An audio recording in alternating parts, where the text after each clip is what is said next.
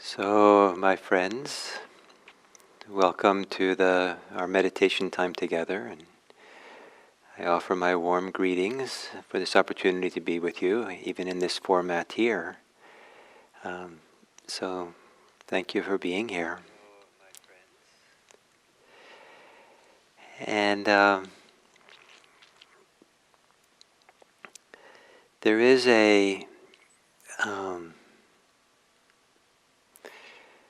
I think many of you know that one of the characteristics or hallmarks of Buddhism, supposedly, is the emphasis on wisdom. And one of those little kind of phrase that captures an important aspect of wisdom is that if you want to be wise, be intimate. If you want to be wise, be intimate. And so here, sitting in this meditation, what does it mean? What would it mean to sit here intimate? And one of the meanings of intimate is innermost. To sit here with what's innermost. Not to reject everything else, but to have that what's innermost be the seat of awareness, be the way in which everything is known. Innermost I associate with a place of quiet and calm and stillness.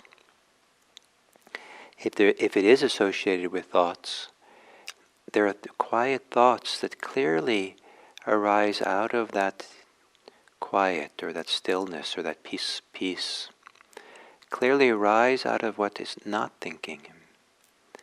So this intimacy with what's innermost, this is maybe a way to discover wisdom. So to assume a meditation posture and gently closing your eyes and begin with gentling yourself, taking a gentle approach to settling into your body.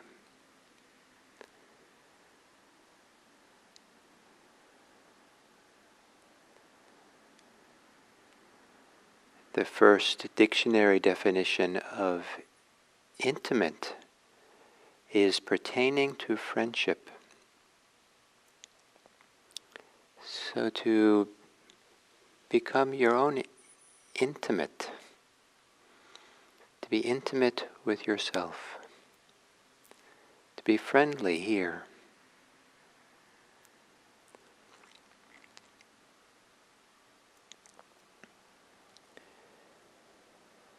And then to maybe gently or calmly taking a few long, slow, deep breaths. Long and slow, that's comfortable for you. That has a good feeling, like almost like a relief to exhale long and as if there's an ah as you exhale. And a deep in-breath that really is almost like a recharging, a filling, a relief to take in all this oxygen.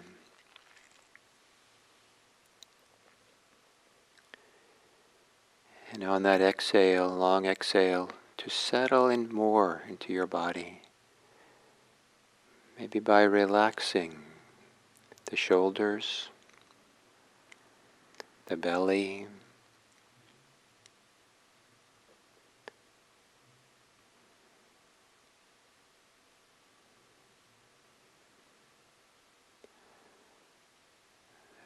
relaxing the hands, the arms, the elbows, so they're not locked or held tight.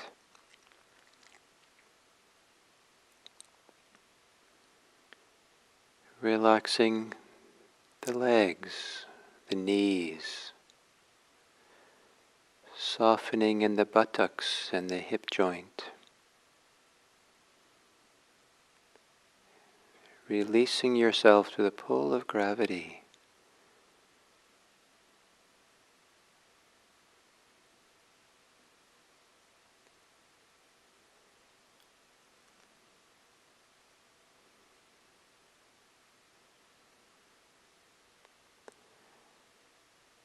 And then to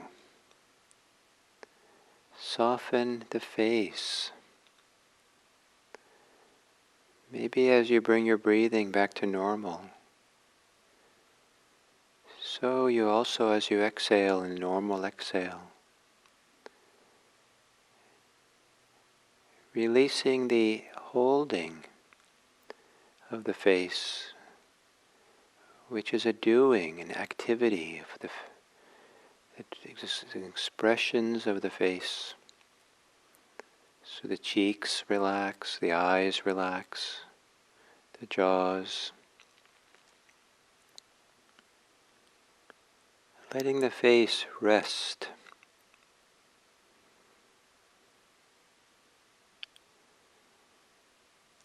And also on the exhale, to relax the brain, the mind.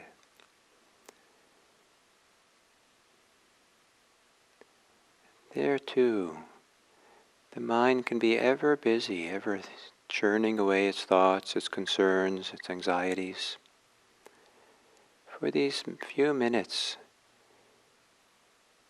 to give your mind a little vacation, a break, your thinking mind, and allow it, give it permission to relax, to soften, to ease up.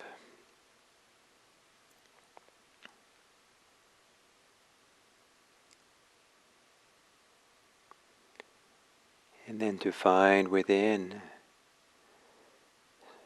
some place with deep inside that feels like your innermost, or approximately your innermost place of being.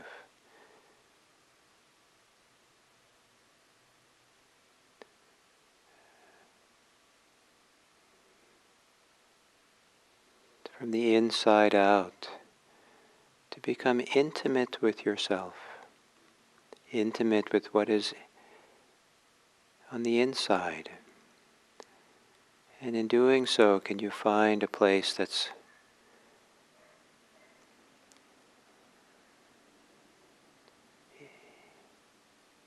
deep or central core,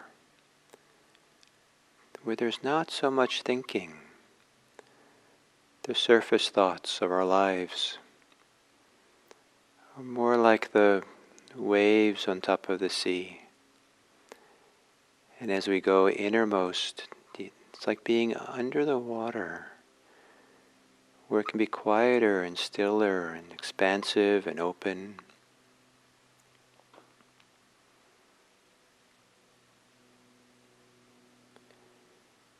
And then from some innermost place, from there to be aware of breathing. From there, sensing and feeling. Breathing. The body breathing.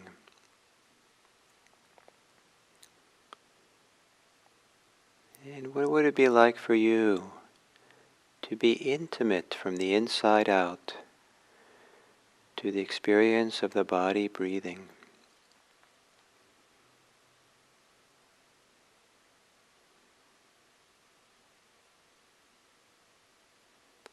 And whenever you need to quiet the thinking mind, soften your thoughts, and switch from thinking about thoughts that are distracting to thoughts that are intimately involved with the experience of breathing, that are connecting, supporting you to be riding the experience of breathing in and breathing out.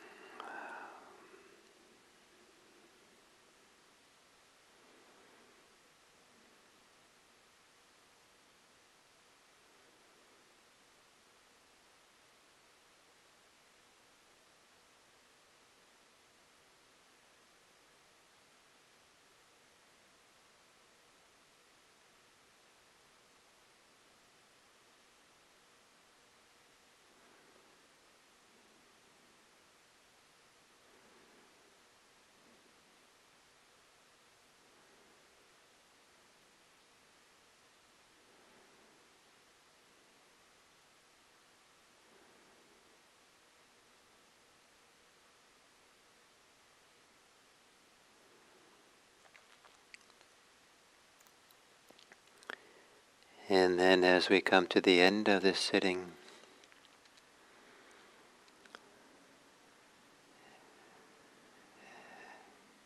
imagine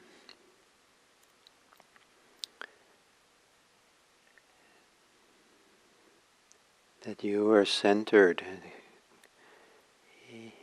in the place that's most innermost place within. You had an intimacy with yourself that was deeper than your appearance, deeper than your history, your background, deeper than the things that you do during the day or say, your mannerisms, deeper than your beliefs. Someplace deep down inside that's core, maybe is associated with a tenderness or vulnerability.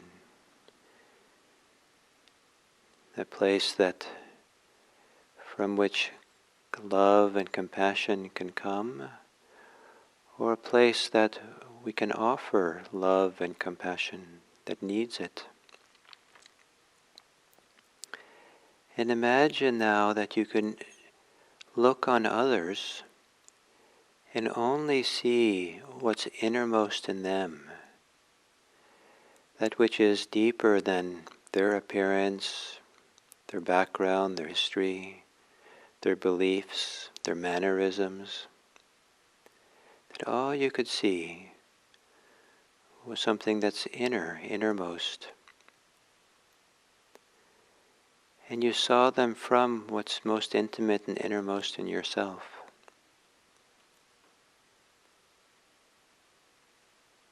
And all the associations you have with appearances and mannerisms, beliefs,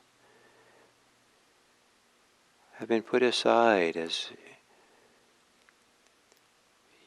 what's deep in you somehow tunes into what's deep in others. And perhaps in this way, maybe the only thing to do is to love the other, is to have goodwill, a generosity of spirit, a care, a shared tenderness. And may it be that what we learn from being intimate with ourselves gives us new eyes in which to see others. And so we see them as being much more than what meets the physical eye and what you hear as they speak. Maybe it gives you a sense of something that's deeper inside. It allows you to have a different kind of respect and love and goodwill. So that when you offer your goodwill, you're speaking to this part of others. And may it be, as we come out of this meditation, that we dedicate the meditation practice, the sitting, to a willingness and interest in gazing upon others, aware that they have an innermost life, innermost tenderness.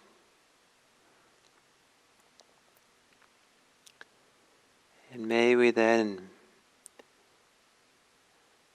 be interested in their welfare and their happiness.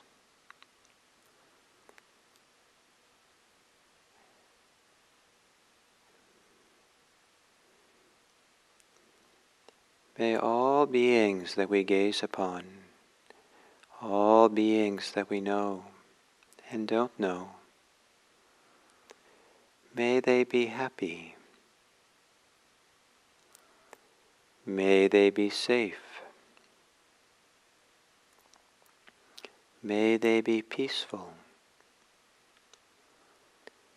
And may they be free.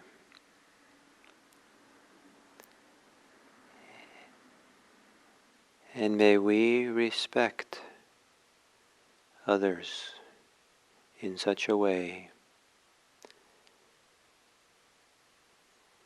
to support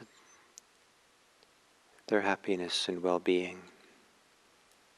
May all beings be happy.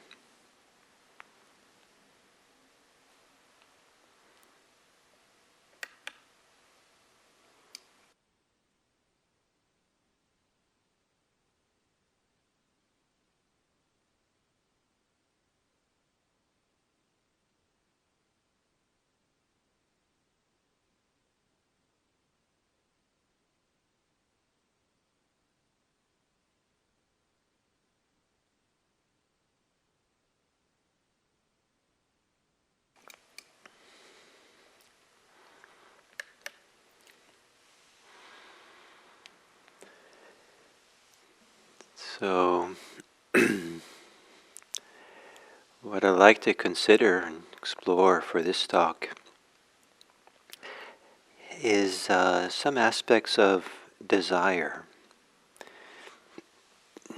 As I've said before, I think that the more proper term for human beings would be human desirelings, because there's some desire is part and parcel and intimately connected to human life, and there's no life, human life, without desire. That we're supposed to get rid of desire, have no desires, is unrealistic. But to become wise about desire is one of the tasks of Buddhism, and to learn how to be free of desires, free from the desires, not that they're gone, but we're not caught in them, and we have freedom in relationship to them. And so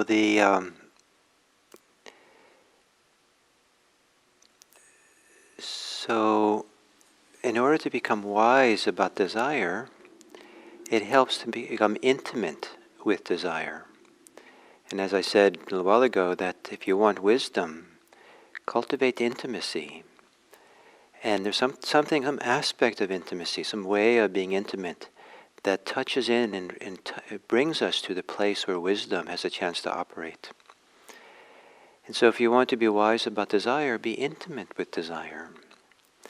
And to explore this topic, I want to talk about a subclass of mental movements in the family of desire, and start talking about the outermost, the most abstract in a sense, to that which gets closer and closer to something that's more and more intimate inside. And so perhaps this talk, it would be a little bit of a journey from outward to inward, to what's innermost. So maybe you'll follow along, and maybe you can imagine or feel what I'm talking about and how it works for you, giving me a little bit of the, maybe the benefit of the doubt, or a little bit of the focusing on what I say that might be relevant for you, what you can identify with or recognize in yourself. Certainly some of the things I say you might have aspects of it that you disagree with, but on this journey it might be better for now to just kind of recognize in yourself, yeah, I know that, this way. So this journey into exploring desire has to do with 3 parts. It has to do with what we desire, why we desire, and how we desire. So what, why, and how. And so the aspect of this is to have a goal. Desires usually have a goal, something we want to accomplish, something we want to do. And having a goal is an important part of life. And people have all kinds of goals that they want to accomplish. But a goal, in my vocabulary, is a what. It's the purpose of the desire. It's the what we want to get, what we want to see happen, we use the word what to describe. What is the goal? You might ask them. And what is the purpose, or what's the goal? And so, for example, as I did this morning, you might go shopping for a relative, for food, and the goal was to go shopping. And so, what are you up to? I'm going shopping. I'm going to the store. And in fact, I was able to go to the store and buy what I needed to do, and so I accomplished the goal. And but talking about it that way. It's somewhat removed from me. It's somewhat abstract. It's outside of me. Shopping is outside of me in a sense. The goal, buying something for my relative, is it's a worthy goal, but it's kind of, you don't really learn anything about myself except that I was going to do this task. And so we can also ask, why am I doing it? And so the why has to do with the purpose. And when we start talking about purpose, we're talking about something that's maybe a little bit closer in, more intimate, more integral to who we are than just the goal. And so the purpose, maybe for going shopping, was my relative is sick, and I was asked to get something to support her in her time of illness. And so the purpose was to support and offer aid to a relative who is ill. And so you would, if I just said my purpose was to go buy X, Y, and Z, you wouldn't, that's the goal. You wouldn't really understand the purpose, but you understand the purpose. Oh, now we're understanding something about maybe what is motivating Gil and what's happening here, and then you could ask deeper, but why are you doing that? And you can keep asking the question why, and in a certain kind of way that goes through layers and layers inside. You can ask, well, why are you doing that? Oh, because I care for my relative. I love my relative. And so it's out of my care. That's why I'm doing it. And so now you know something a little deeper about me, or you're kind of going in closer and closer in. And so you could ask, what's the purpose? And it's really useful not to answer it with just one answer. If you have a desire to ask, what is the purpose of why I want to say what I'm going to say? Why I want to say what I want to say? Or what's the purpose of this activity I'm doing? What's the purpose of this way of thinking? How often do you ask yourself, why am I thinking this way? What purpose does it fulfill? And then, even if you get one answer, ask again, because there might be multiple reasons, multiple motivations inside, purposes we're trying to accomplish. And then, or you might ask more of a secondary one. You might have one answer. Why are you shopping? Because I'm shopping in order to support a relative. But why do you want to support a relative? Because I care for the relative. The relative is sick. And why do you care for a relative? And why do you want to support a relative? Because it's the kind of heartfelt wish. Of course I would do that. And so you keep asking, and you can get kind of deeper and deeper questions. It takes you on a journey, can take you a journey to be something more intimate and deeper. And just have the logical answer as being the only answer, the first answer, only one, it might miss something of the bigger picture or the intimate picture or something of what's going on. So there's the purpose, and then deeper than the purpose, there is the how are we?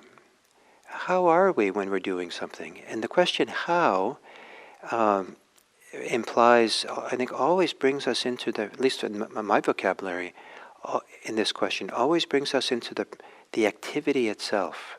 Kind of like into the present moment.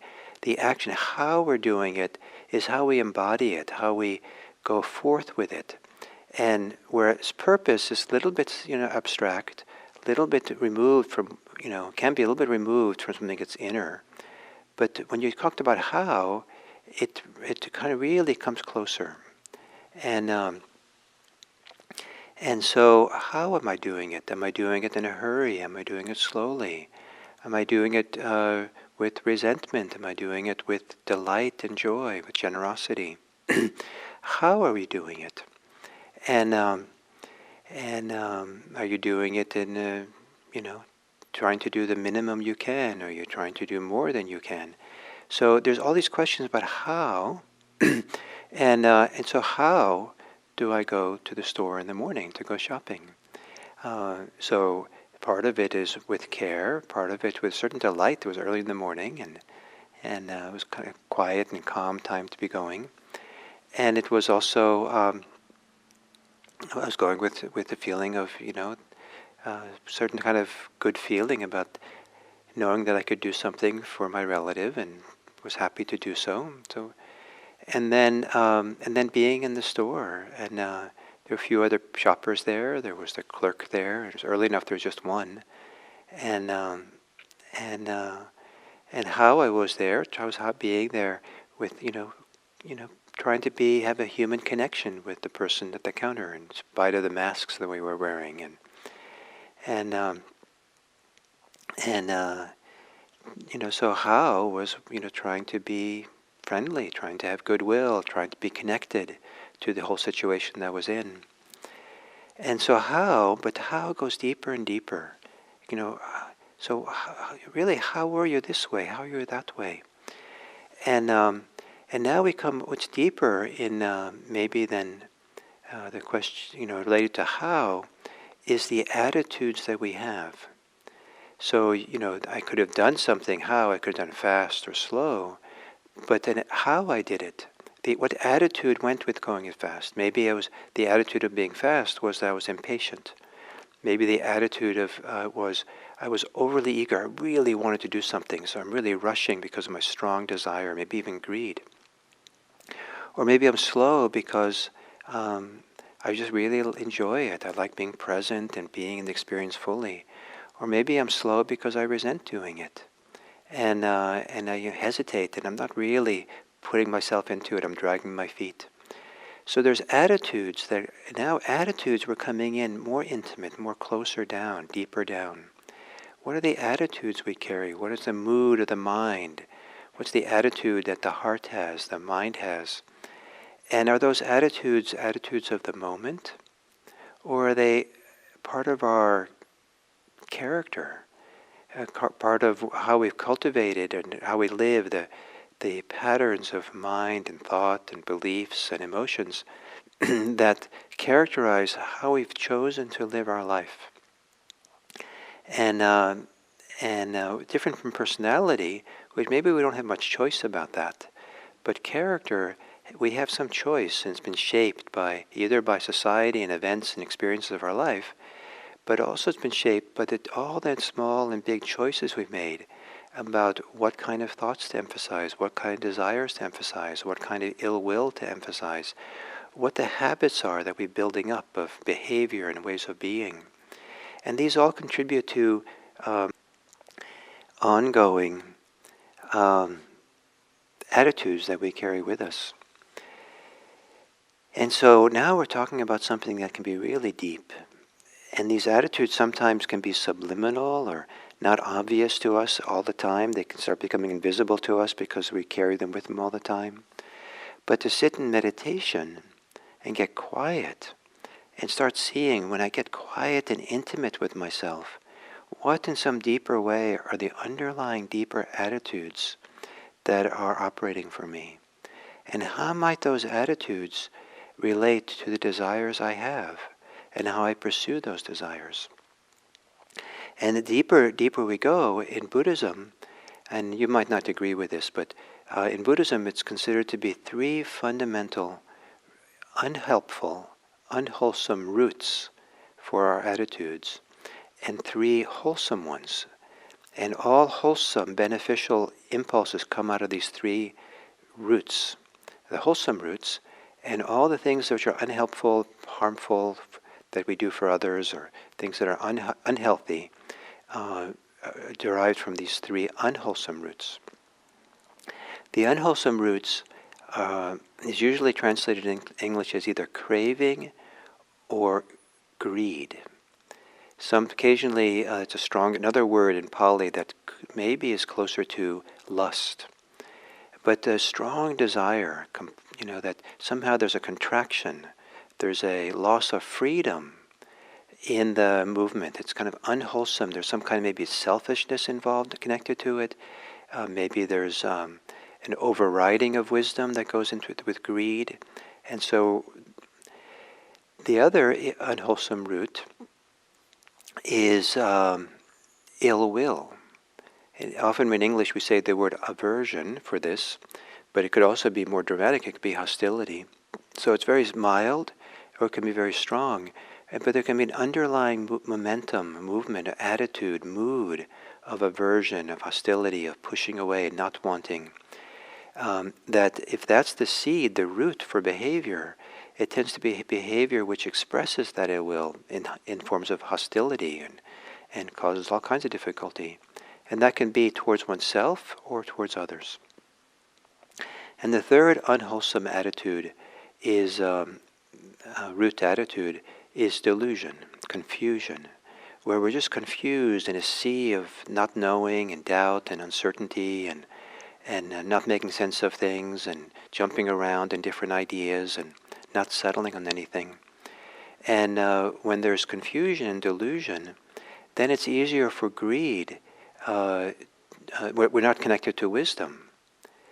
There's no wisdom in that, no clarity. And so that tends to then support more greed and more ill will. The healthy attitudes are generosity, goodwill, and wisdom. And so generosity is this feeling that openness and availability and open-handedness, open-heartedness, that's a spirit of kind of being both open to the world around us, but also, I want to use the word manifest, manifesting, actualizing for them something, for the world. It's a movement which is connected to wisdom and makes room for wisdom. A closed hand is not open to experience something in the palm of the hand, but if we open the hand, then we can experience something in the palm. It can be stroked by someone, for example. We can clean the palm. We can't clean it if it's closed. So same thing with the heart or the mind. With greed, something closes down. With generosity, something opens. And it's available for wisdom. It's available to be cleaned. And then goodwill, instead of ill will, is also this opening movement, something that liberates us. It frees something inside. It frees us from the contraction, the closeness of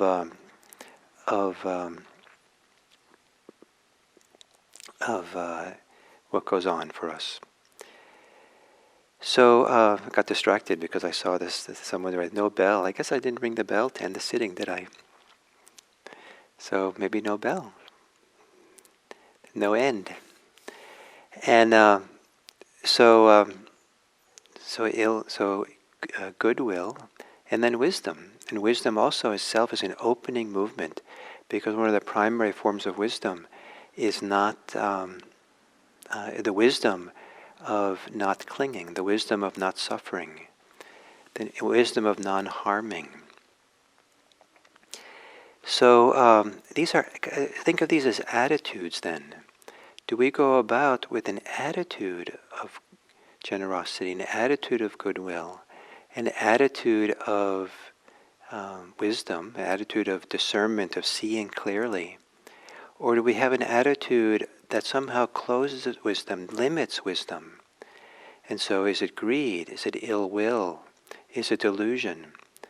And so, or is it fear that somehow is connected to those three? It's fascinating that fear that's unhealthy is considered, because it has to be rooted in either greed, ill will, or delusion. So how does that work? And is there a different kind of fear that's rooted in generosity, in goodwill, or love, and wisdom? I think there is. That's why fear doesn't fit in either. It's not placed in just one or the other. It's just an unwholesome or just a wholesome, but it depends on the roots that support the fear. So attitude. So attitude is more intimate than the goal. Attitude brings us into something close in to what's innermost and what makes us tick and what influences us and influences how we see the world and how we see ourselves. And to sit in meditation or other ways of beginning to find beginning to find the underlying attitudes, dispositions in which we operate in, and to learn how to not be caught by them, not be limited by them, not be closed by the unhealthy ones, beginning to open and open and open. And my sense is that the unwholesome roots of greed, hate, and delusion, they themselves are not what's most innermost. They themselves are a little bit more surfacey. And as those fall away, and as we keep opening, generosity, love, goodwill, and wisdom, they belong to that which is most innermost, most sensitive, maybe most shy at times, most tender, maybe most quiet. And so it's only by getting quiet or settled or intimate and willing to have a certain tenderness that these generosity and goodwill and wisdom really can shine and be part of our life. So certainly we can have goals, we can have purposes, we can focus on how we are, but don't be too caught up in the goal. Don't be too caught up in the purposes. Pay attention to how you do things. It's a huge key and important part of mindfulness practice. And as you pay attention to the how, at some point come in and really begin discerning what are the underlying, the deeper attitudes which are fueling or influencing how we're going about our life. And there, in those attitudes, is where you can start discovering freedom. It's when the attitudes become free, then the desires that flow from them are free as well, and we become free. So that when we have desires of generosity, of goodwill, and wisdom, then hopefully we have a sense of how to remain free with those.